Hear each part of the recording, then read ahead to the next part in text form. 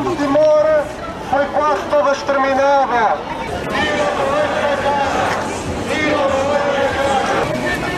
Sempre fizemos, é a primeira vez que os bem. Não, mas isso é considerado. Nós tivemos sorte, encontramos um polícia compreensivo que aceitou fazer o papel do idiota. Estamos em diálogo com a autoridade. Ora, estamos com problemas de solidariedade neste momento. A polícia não tem sentido de humor. Se eu posso pôr a guarda, não sei, aqui até já receber horas, está certo? Isso é importante saber que a CE é má na cama e é importante saber que nós estamos em solidariedade com os países em vias de extinção. Ora, neste momento, o meu bilhete de viagem, que já serve para ir a vários países como Espanha, Portugal. Você dá com essa, não, desculpe, posso embora? O que é que o senhor quer? Tem aí o meu bilhete de viagem. O senhor guarda tem o meu bilhete de identidade. Bem-vindos a mais uma destas conversas sobre a cidade. Porquê? Porque Lisboa continua. O meu convidado de hoje é o escritor e professor universitário Rui Zinck. As imagens que acabamos de ver têm já umas semanitas, eu diria, são de 1990, passam-se em plena Lisboa, na Rua Augusta, não poderia ser mais adequado, e era um grupo de performance a que se chamava Os Felizes da Fé.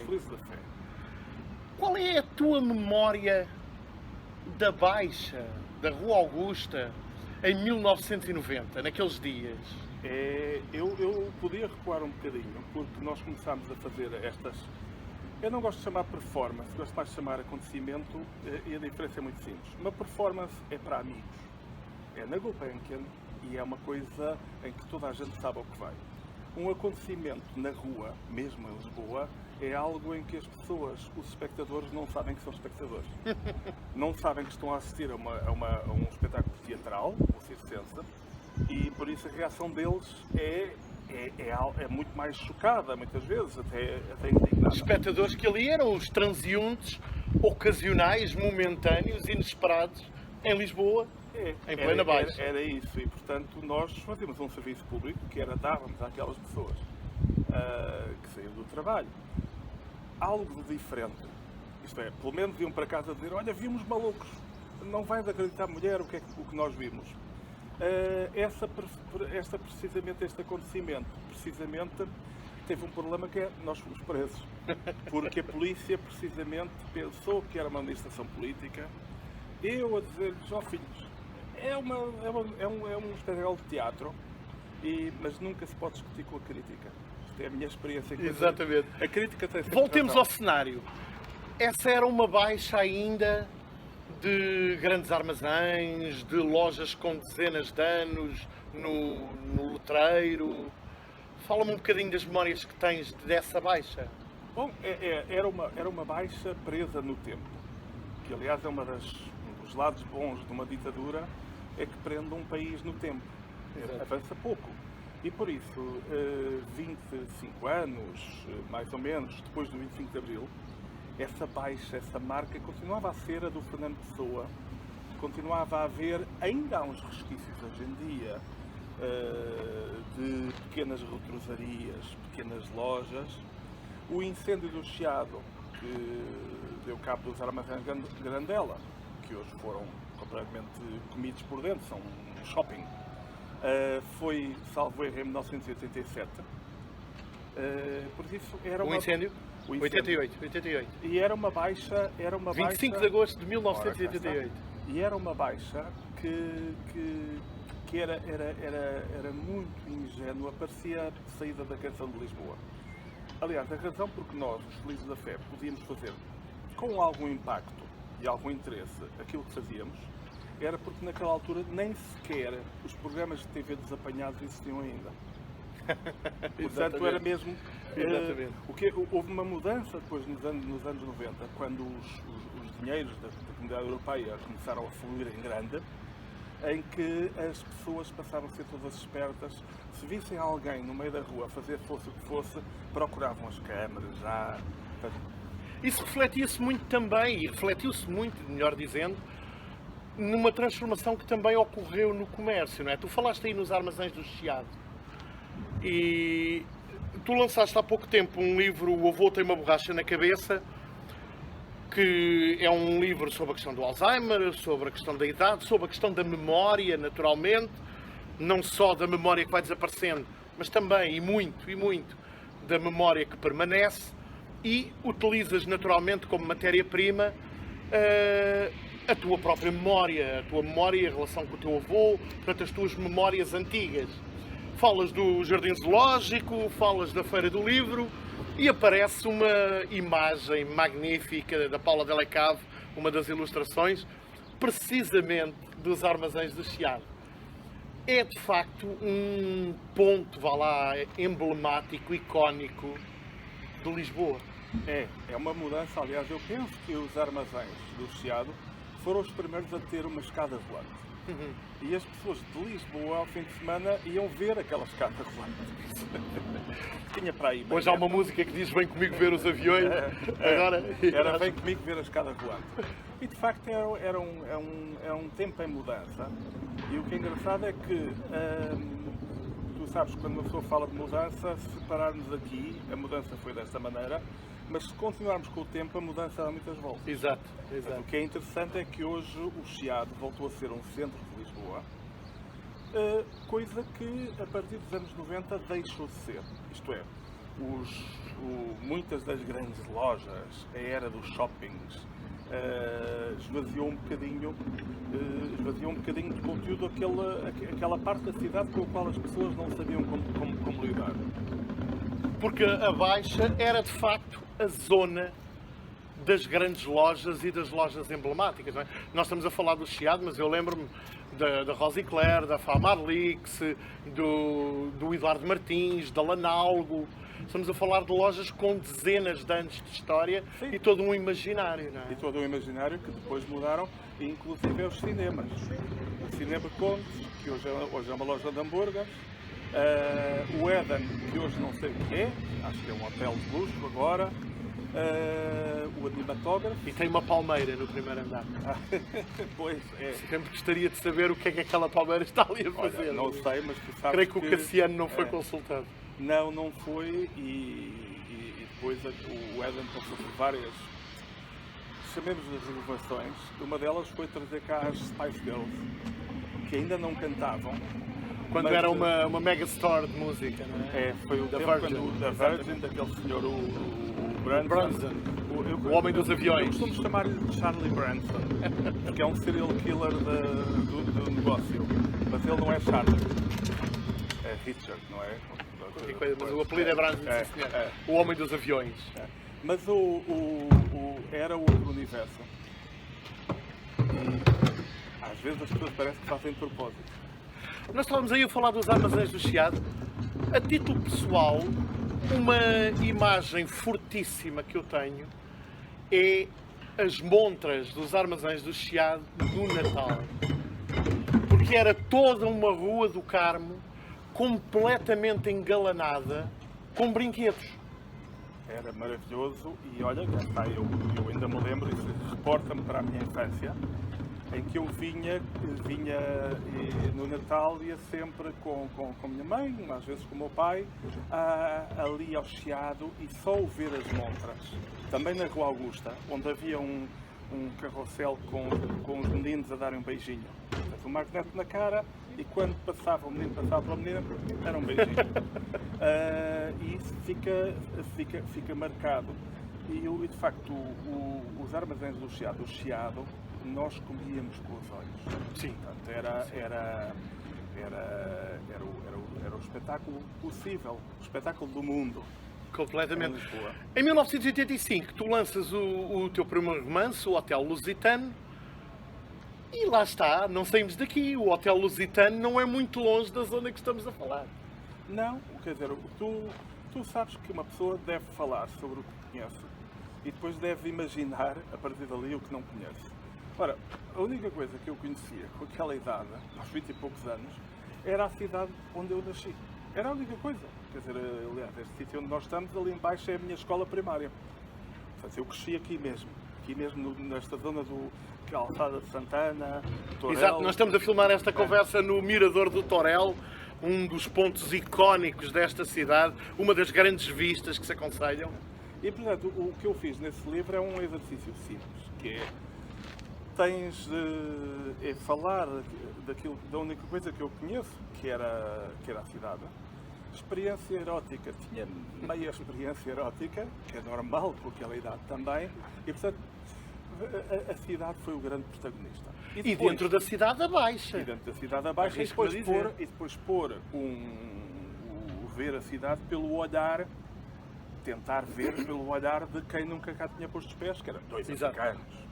E esse exercício é no fundo é uma forma de destacar aquilo que tu quererias destacar da cidade. É, e não só, porque repara, esta cidade que hoje em dia há muita gente, e é legítimo, há muita gente para quem são as avenidas novas, que têm um encantamento com aquilo, há gente para quem o encantamento é Telheiras, que já existe há 30 anos, e é legítimo, portanto as memórias, não há memórias superiores às outras, mas a minha memória era privilegiada porque vivia numa cidade onde desde muito jovem, desde os 10 anos, que eu podia andar pela cidade. Isto é, podia andar sozinho pela cidade. E isso era um luxo. E esta parte não é a parte histórica, mas é a parte antiga da cidade. Esta aqui até ao Marquês. Portanto, esta parte tem uma coisa da Liberdade, o passeio público, inaugurado no início do século XX. E é que estão muito juntas. Portanto, isto é uma cidade que se pode fazer a pé. Eu ainda hoje, quando tenho amigos, tento, eles ficam muito cansados. Os estrangeiros ficam sempre muito cansados. Porque nós não reparamos, mas nós somos cabritos malteses. O mundo não tem muitas cidades que sejam em alto e baixo. Sim. Nós, por razões históricas, suponho, quase todas as nossas cidades importantes têm subida e descida. É curioso. Isto faz de nós... Por falar em subida e descida, tu quando escreveste esse romance, o Hotel Lusitano, tu eras professor na Escola Secundária Dona Luísa de Gusmão, na Penha de França, portanto no alto de uma das colinas. Tens memórias daquela zona? Nem. Porque eu ia lá, repara... Nem é um termo técnico, caso não tenham entendido. Significa que aquela parte da cidade já era uma cidade mais estranha para mim. Cá está. Aqui tinha tudo o que eu queria. E tudo para as minhas idades. Tinha os cinemas, tinha o Parque Meyer, com os salões de bilhar, as máquinas de jogo, tinha o Coliseu, onde eu vendi gelados. Vendeste gelados no Coliseu? Vendi gelados no Coliseu e fiz bastante dinheiro, fiz mais dinheiro a jogar à Lerpa, à batota, que era a atividade principal, do que a vender gelados, porque o Coliseu só se podia vender gelados nos intervalos. E os intervalos eram muito curtos, havia 1, 2, 3, máximo 10 minutos. Mas era onde se faziam as festas de Natal das empresas? Era digamos, a central onde tu podias, a partir dali, arranjar grandes trabalhos. Tipo, ir para a FIL, que ainda era ao pé da ponte. Na Rua da Junqueira? E eu lembro-me que em 75, 76, não sei se também em 77, com os meus 14, 15 anos, fui vender gelados para a FIL. E o que é engraçado é que aquilo era tão cheio, era tanta gente, o ar-condicionado naquela altura era mentira, que se vendia uma caixa de gelados, de 24 gelados, à fruta ou chocolate, vendia-se em 2 minutos. Se a isto acrescentares que nós roubávamos no preço, eu saí dali com uma fortuna. Eu lembro-me de ter feito assim, em poucos dias, fazer 2 contos, que era uma fortuna. uma fortuna mesmo. Quer dizer, seria o mesmo a fazer hoje em dia, não sei, 3.000 euros. Lembro que ganhei quase mais do que... Dinheiro a sério. como Dinheiro a costuma sério dizer. com 15 anos que as pessoas não ganhavam no mês. É evidente que se não roubares no preço, se não puderes roubar no preço, já o lucro é menor. Exatamente, como em tudo, como em tudo. Dos lados não é diferente. Olha, vamos recuar um pouco mais. Tu nasceste em Lisboa. Sim, mas Onde, concretamente? na Pena, que agora faz parte do mega bairro de Arroios, que é exatamente 5 minutos daqui, ou seja, isto ainda, salvo erro, era Pena.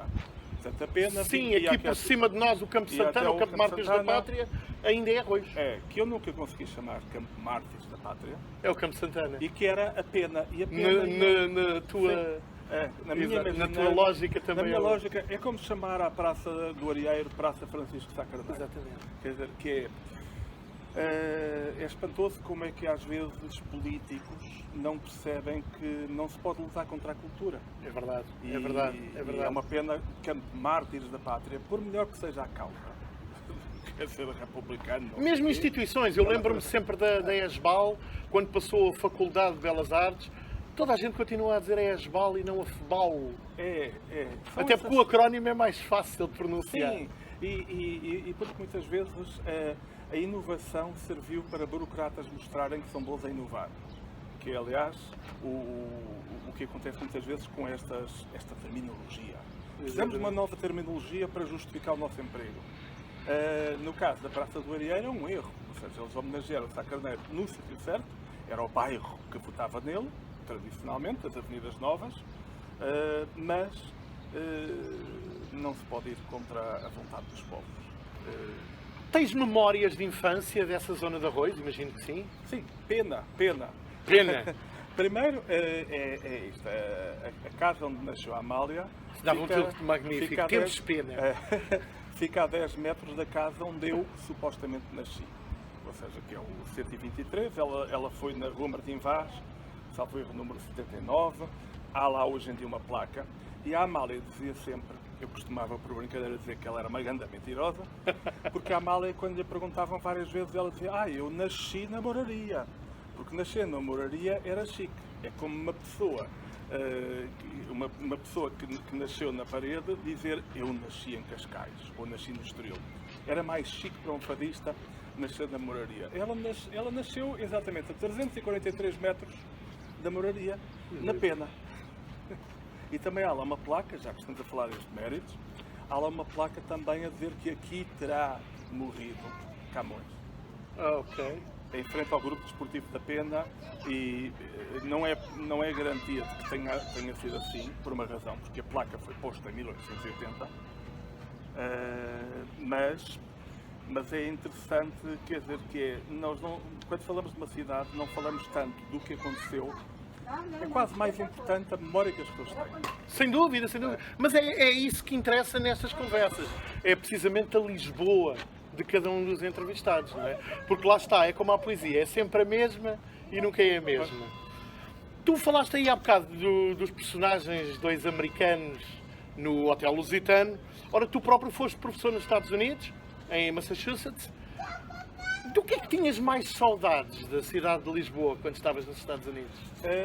Olha, é muito interessante, tinha saudades da textura, que é tu só descobres que és português quando sais de Portugal. Certo. E eu era o único português num raio de 256 milhas. E o que acontece é que, o que acontece ali é que é isto, que é, eu descobri pouco a pouco, pelo contraponto entre a realidade americana que eu vivia no meu cotidiano e, de facto, o lugar de ser o português e o lugar de ser começava a ver as diferenças. Uma das coisas que faltava naquele espaço em comparação com este é que neste há textura. Tu olhas para, ou seja, a velhice, aquilo que eu chamava de cadência, Sim, sim. a lepra dos É a prédios. memória dos espaços. E não é? só, e tem uma força, quer dizer, que é o eixo. Essa memória tem força. O excessivamente limpinho, Sim. o excessivamente pré-acabado, pré-feito, última hora. Há um momento em que o exemplo é este, é como olhares para uma obra-prima do Andy Warhol que é um quadro que vale milhões, a sopa Campbell, e teres ao lado um Rembrandt ou um Velázquez. Eu acho sempre muita graça, porque vejo as pessoas às vezes vão ao museu, onde está o Andy Warhol, onde está a pop art do século XX, e onde está o Velázquez e está também o isso. E as pessoas, é muito engraçado porque dizem, olha, isto é uma obra-prima, isto é uma obra-prima, portanto vamos ter que estar aqui a olhar para a porcaria do quadro durante muito tempo, porque é uma obra-prima. É mentira. O quadro com a sopa Maggi ou Campbell vê-se em um segundo. É um conceito. Não vale nada. Não vale nada. Há muita coisa em arte que não vale tanto pelo efeito que nos provoca, mas por o que faz pensar, não é? Estar a olhar para ali. Estar a olhar para ali é como olhar como boi para o palácio. Não há mais nada para ver. Circulem, circulem. Em contrapartida, tu vês um quadro de Velázquez e tu podes ficar ali anos, porque de facto cada pormenor oferece uma infinitude de coisas. E para mim a noção, quando cheguei à América, que eu ansiava, que eu adorava a América, sempre adorei, ainda adoro, e de repente as saudades, eram as saudades de um sítio que é infinito para dentro. Isto é, o Ítalo Calvino tem um livro que é maravilhoso, que é As Cidades Invisíveis, onde a certa altura o interlocutor do narrador, o interlocutor daquela pessoa que está a descrever as cidades, começa a perguntar: será que este filho da mãe está a descrever as cidades porque passou, ou está no fundo a falar dos diferentes aspectos de uma sociedade que é a sua, que é a Veneza? E o que acontece, eu ao ler aquilo disse: opá, Lisboa é isso. Lisboa tem infinitos lugares que podem ser em qualquer parte do mundo. E tu percebes que Portugal é profundamente cosmopolita. Talvez porque Lisboa exatamente. Talvez porque Lisboa é feito de muita coisa e muita gente. É feito de muita coisa, muita gente, e é feito com o tempo. Que eu tive esse problema a nível das amizades, que é muito excitante estar a falar com pessoas de 30 países, mas são aqueles que aparecem à tua frente. Na tua cidade, tu podes ter aqueles amigos com quem vais falando ao longo dos anos, portanto tens muito mais capacidade, vais selecionando. Não quer dizer que os portugueses sejam mais interessantes que os americanos, quer dizer que aqui podes ir depurando e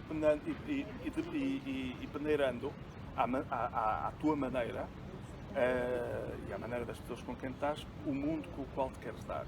E esta ideia do infinito para dentro, por oposição ao falsamente infinito para fora, no fundo é o elogio da fidelidade conjugal. Isso é tão Fernando Pessoa. Estou-te a ouvir e estou a pensar, isso é tão Fernando Pessoa, como hoje se diria. O infinito para dentro é tão Fernando Pessoa. E além disso é factual, ou seja, cientificamente é correto. E o que é espantoso aqui é isto, eu há uns anos fiz uma brincadeira que dava um livro, mas como sempre pus no Facebook e desbaratei, que é viagens, é uma coisa qualquer, viagens que eu fiz pelo mundo. E o que eu fiz foi divertir-me a ir em Lisboa, apanhando pormenores ou de prédios ou pormenores de coisas, e dizer: olha, isto é do Japão, isto aqui é do Baku, isto aqui é dali, porque de facto tu tens em Lisboa, quer dizer, indo a pé, se fores a pé até o Oriente, tens montes de coisas que parecem a Sibéria, que parecem Baku, que parecem com aqueles navios encalhados, com aqueles restos, com aquela ferrugem. Tu, se olhares para certos pormenores, tu, aqui atrás de nós, estes vasos, são tão perfeitos e tão castanhos que podiam ser vasos japoneses. E essa ideia da cidade, esta é uma cidade que não me cansa, até porque tem uma vantagem, quer dizer, que há imensas cidades bonitas no mundo, não é aquela que é a minha mais linda que a tua, ou maior que a tua, não é. Lisboa não é maior que a tua, há muitas cidades maiores, mas Lisboa tem uma patina do tempo. Tem identidade. Que outras cidades não têm. Tem carisma, é como certas pessoas, tem carisma. Tem algo para dizer. Tem algo para dizer, como certas pessoas. Está a envelhecer melhor, por exemplo, do que Nova Iorque. Nova Iorque sendo muito mais recente. Como é que olhas para a transformação que Lisboa tem sofrido nos últimos 20, 30 anos? Olho às vezes com perplexidade, às vezes chorando, mas eu sou muito aceitador. Isto é, eu sempre soube, ao contrário de muita gente, que a vida é um ciclo infinito e em que entramos em decadências várias. Irritou-me muito, e aqui teríamos que entrar em política, o facto de a especulação imobiliária, o facto de tantos prédios poderem estar devolutos durante tantas décadas à espera do momento certo para fazer uma mega fortuna. E isso é um dos lados obscenos. A venda recente... Também tem que ver com o tal adormecimento que falavas há pouco. A venda recente, nos últimos anos, a fundos abutres de grupos imobiliários. Eu, por exemplo, sei de uma história em que os vizinhos de um prédio disseram: está bem, nós temos direito de opção, portanto nós vamos reunir-nos, até temos dinheiro, vamos comprar o prédio. E eles disseram: não, vocês têm direito de opção, mas nós só se comprarem os 20 prédios todos que nós estamos a vender. Ora, isto é uma batota, se calhar é como hoje muita coisa, é um crime legal. E são movimentações que de alguma forma desvirtuaram a cidade. Desvirtuam a cidade e que nós vemos isso, que é isso aí não há dúvida para dizer, que é o excesso. Quando pões os ovos todos num só cesto, estás a trabar-te. Ora, o que é maravilhoso em Lisboa é a variedade. Principalmente se o cesto cai. A expulsão, a gentrificação brutal.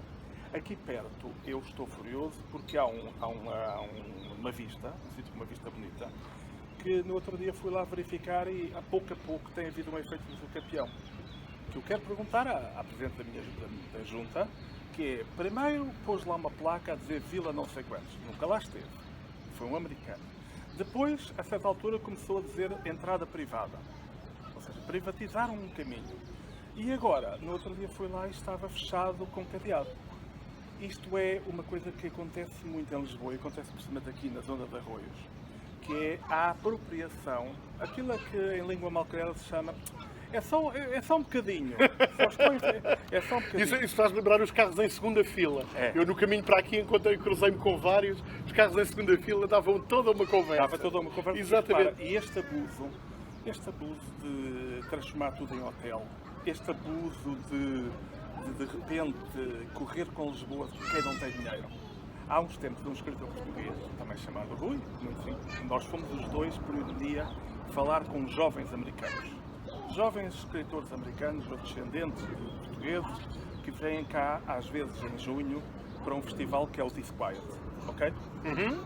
E o que acontece é que os jovens vêm cá e têm encontros com pessoas locais, portanto nós somos. E então o Rui falou antes de mim e disse: agora tenho uns amigos meus que a gentrificação é terrível, eles moravam aqui em Alfama, mas agora está tão caro que eles tiveram que ir, ele é arquiteto, ele é designer, e eles tiveram que sair de Lisboa e isto é terrível, vocês não estão a ver.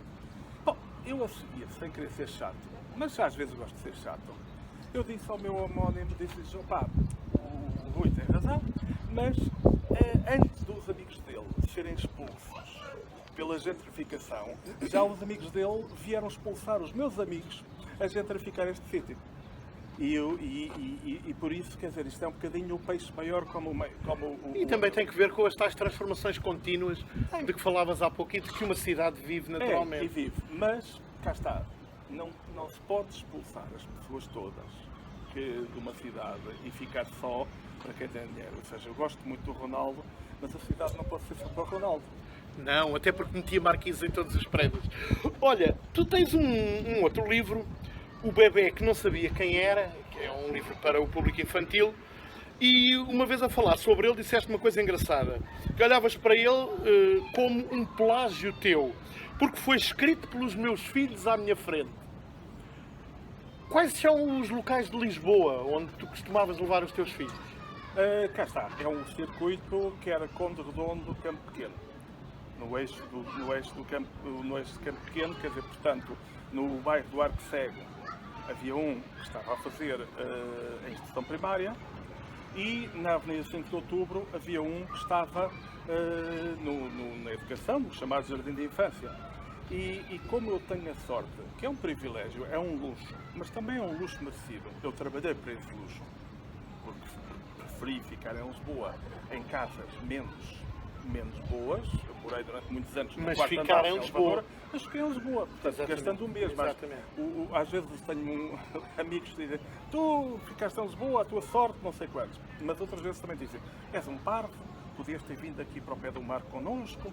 Depois, no dia seguinte, são furiosos e dizem: epá, tu não passas 4 horas no trânsito como eu. Quer dizer, trabalhei para Pois, isso. porque no dia seguinte eles estão a vir a Lisboa. Claro. E o que acontece é que eu pude, ainda hoje, agora os meus filhos já são adultos, mas pude, durante muitos anos, se estava bom tempo, ir buscá-los a pé. Primeiro, buscar o mais velho, que é o que se faz, ali ao pé do bairro do Arco Cego, ao pé do Filipe. E depois ir a pé até a 5 de outubro, buscar o mais pequeno, e depois voltarmos os 3 a pé até casa. E isto é um privilégio. Portanto, a minha Lisboa é a pé. Eu tive carro durante 3 segundos para fazer viagens longas. Sim. Sobretudo a seguir ao 11 de setembro de 2001, que mudou o mundo. E aí...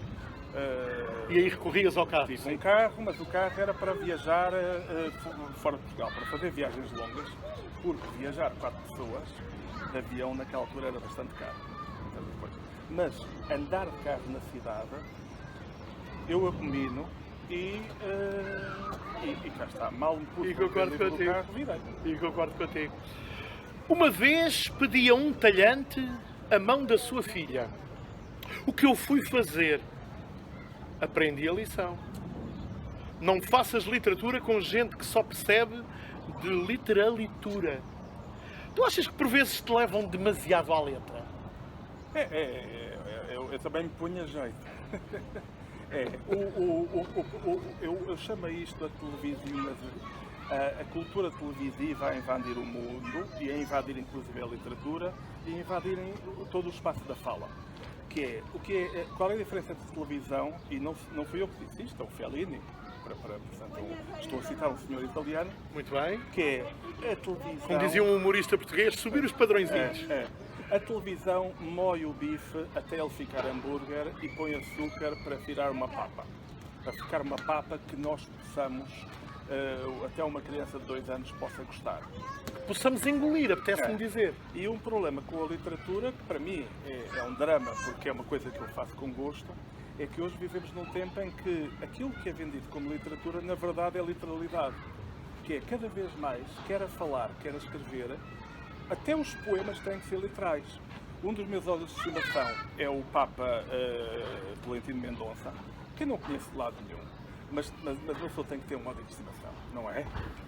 E o que acontece é que ele faz aquilo que para mim é o pior dos mundos, que é, tem a forma da poesia dizendo só banalidades. E o que acontece é que na televisão, quando tu dizes uma coisa engraçada, tu tens rodinhas, como numa bicicleta, tens rodinhas a ajudar a compreender, olha, aqui é para rir. Ou tens, se estivesse em estúdio, tinhas um cartaz Uns cartões a dizer rir, bater palmas. e ali tens os risos enlatados. Quando a coisa é triste, tens um violino a explicar, olha, aqui é para chorar. Ora, eu acho que a literatura é precisamente o que tem graça, é precisamente aquilo que tem mais graça quando não tem explicação. Tu acabas de tocar num ponto, um pequeno parênteses, não terá tanto que ver com Lisboa, mas sobre um tempo. É extraordinário, extraordinariamente negativo. Assistimos hoje em programas, momentos de grande intensidade dramática, supostamente realista, em que gente está a falar dos seus dramas pessoais e de grandes tragédias da sua vida, e em som de fundo temos sonoplastia. Pois. É que, no nosso caso, nós começámos a falar dos teus filhos e o som que começam a ouvir das crianças a brincar em fundo é real. Foi o momento do intervalo de uma escola primária aqui por debaixo e nós estamos a gravar na via pública. Portanto, é uma sonoplastia espontânea, quase surrealista, diria mesmo. No caso desses programas, é a mais perfeita e maquiavélica maquinação. E é manipulação, é tornar a poesia numa coisa parecida com a publicidade. Sim. Que, aliás, como tu sabes hoje, uma das marcas do nosso tempo é que tudo, publicidade, tudo política, tudo arte, tudo entra dentro do mesmo registro, cada vez mais. E o que é? É triste porque é perder a diversidade do mundo. É perder a tal textura que Lisboa tem E é uma americanização, no mau sentido da americanização, que é tornar... E é uma standardização, fica tudo igual. Exatamente. Olha, tu deste uma ótima entrevista em novembro de 2020 à revista Rua, gostei muito de ler. E está online, podem procurar, é fácil. E a dada altura dizes: para mim foi uma grande conquista de Abril conseguir, a partir dos 18 anos, que me chamassem Rui. E eu fiquei a pensar, há muito mais Ruis do que Zinques. Mas é a diferença entre uma coisa que é fria e causa distância e uma coisa que é íntima e causa proximidade. Eu às vezes disse muitas vezes uma piada que é: até a minha mãe me chamava Zinco, que é a criação de uma frieza. Ou seja, é evidente que é uma sorte, sobretudo para quem escreve, teres um nome sonante. Aliás, os escritores portugueses, tu podes ver isto, que é quando tem um nome esquisito. Demasiado esquisito não ajuda. Mas quando tem um nome tipo esquisito, tipo Saramago, basta ficar só 2 nomes. José Saramago.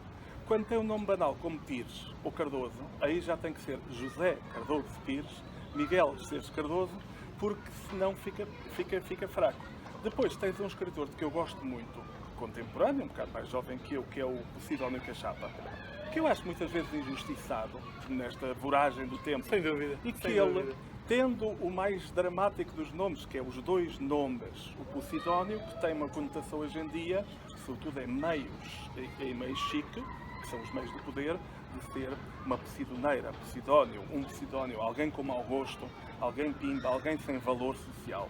Muito graças ao Hermano José, que recuperou essa palavra em sketch. Também, mas recuperou porque já o eixo Estoril Cascais já usava.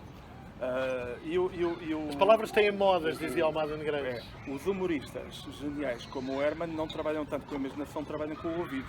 E com memória, lá está, e com memória. E muita atenção. A memória é uma das grandes ferramentas da nossa vida. Aquilo que os jovens candidatos a artistas não sabem é que aqueles que eles admiram trabalham muito mais com a memória, trabalham muito mais com o nariz e com a capacidade de estar atentos e ouvir do que com a famosa imaginação. Claro. A imaginação é uma treta. É uma roupagem. É uma roupagem. Tu nessa mesma entrevista dizes ainda uma coisa que tem tudo a ver com aquilo que estamos aqui a abordar. O lado mau do bairro é que pensa que é o centro do mundo. Eu acredito que temos de sair do bairro para melhor aceitar o bairro. E eu estou mais bairrista. Sim, sabes que uma frase que eu me orgulho muito está nos Surfistas, que faz agora 20 anos que foi publicado. O primeiro romance interativo português. E a certa altura... lançado no então Portal Clique. A certa altura tu conheces a expressão um ídolo com pés de barro. E eu gosto muitas vezes do grau zero, tal como no plágio aos meus filhos. Quer dizer, que é, se a história que está a acontecer à tua frente é boa, para que é que tu has de ir tentar ser engraçadinho? E, portanto, põe o que lá está. Se tens um peixe fresco, corta-o. Se tens um peixinho fresco e bom, põe-o com sal e água e acabou. Se não tens um peixe fresco, como muitos escritores infelizmente não têm, aí faz arte barroca. Tens de colocar muito molho. Faz Meunier. Voltamos à roupagem. A tal roupagem. Voltamos à roupagem. Que faz parte da nossa cultura. Mas então, o que é engraçado aí é que e aí a frase que eu fiz foi: moro num país com pés de bairro. Só com um simples I fica uma coisa com uma amplitude. E esse é um dos lados maus, portugueses e lisboetas. É às vezes uma certa mesquinhez, era aquela coisa que é a falta de viagem. Eu acho que todos nós ficamos melhores quando viajamos. Sim. E viajamos por um lado para deixarmos de ter aquele bairrismo narciso que é: ninguém tem peixe fresco como nós aqui, ninguém é tão bom como o Fernando Pessoa dizia que viajar é perder países. Por outro lado, o que acontece é que também é viajar para uma pessoa deixar aquela coisa um bocado fascistoide, que é: isto só neste país é que esta desarmação. De facto, quando uma pessoa viaja... E citando agora o Sérgio Godinho, também já foi nosso entrevistado, só neste país é que se diz só neste país. Pois! E que é muita coisa muito engraçada, que é, o que também é verdade, também há vários países onde também se diz só neste país. Diz-se noutra língua, meu caro amigo. Claro. Mas o que é engraçado é isso, é que o ter a noção da escala, quer dizer, de que nós não somos os melhores do mundo. Não temos que ser, esta não é a melhor cidade do mundo, a única cidade em que eu conseguia viver.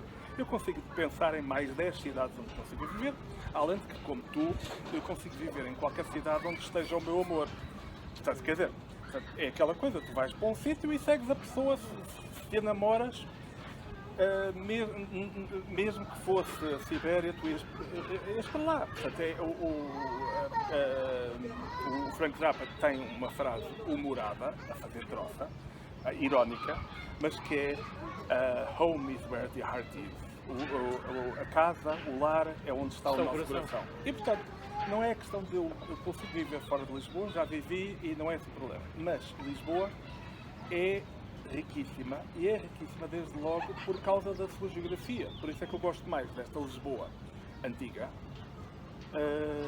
Não é o centro histórico, é a Lisboa mais antiga, do que das avenidas novas. Porquê? Chegamos ao Saldanha e é um planalto.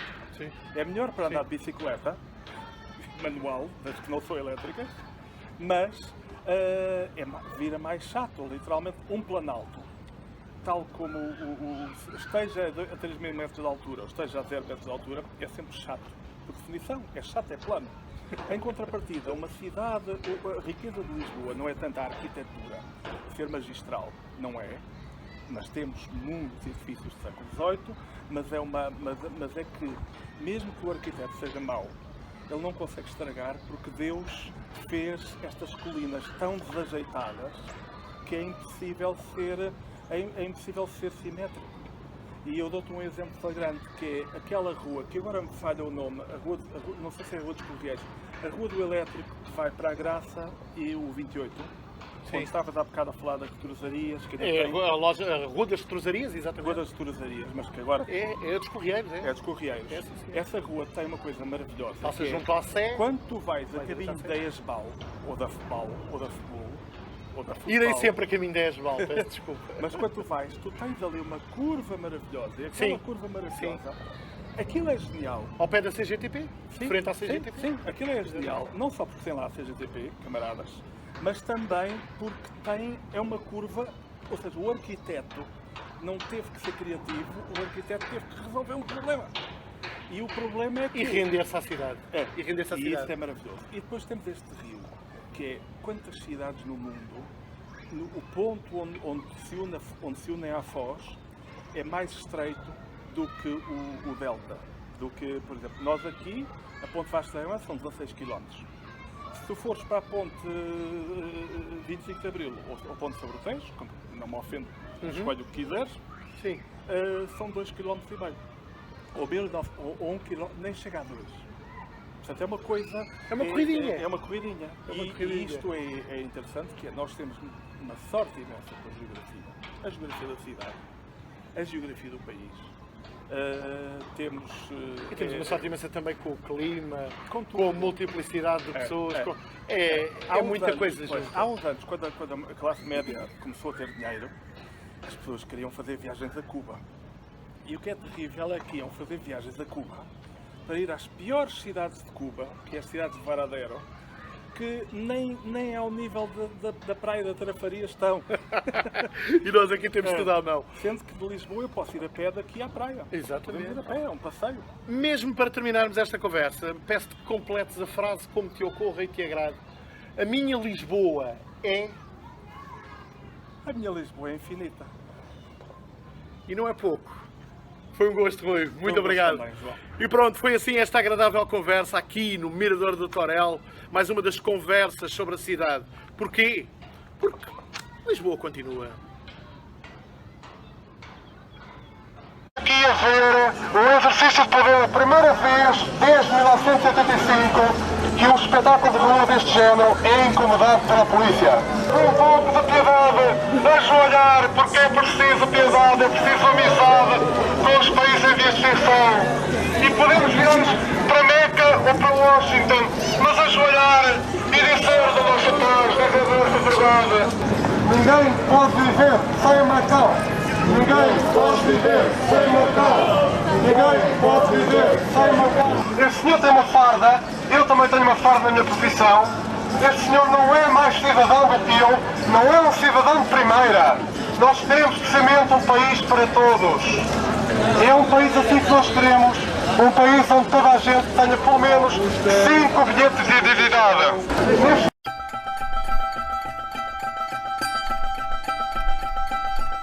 Música